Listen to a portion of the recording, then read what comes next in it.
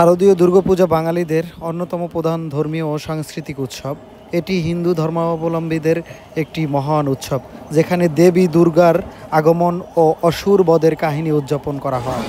প্রিয় দর্শক, শারদীয় দুর্গাপূজার আমেজ কিন্তু অলরেডি প্রতিটা পুজো মণ্ডপে শুরু হয়ে গেছে।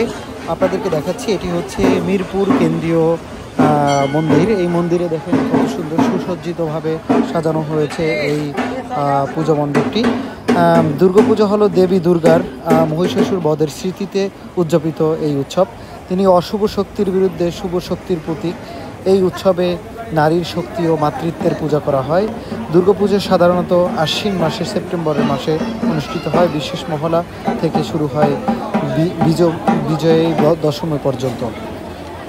হিন্দু ধর্মাবলম্বীরা মনে করেন মহলা হচ্ছে দেবীর পৃথিবীতে আগমনের দিন, ষষ্ঠী হচ্ছে দেবী দুর্গার বোধন ও মুখোমুখি হওয়া, সপ্তমী, অষ্টমী, নবমী হলো মূল পূজার দিনগুলো, দশমী বিজয়া দশমী দেবীর বিসর্জন ও বিজয়ের প্রতীক হিসাবে হিন্দু ধর্মাবলম্বীরা মনে করেন।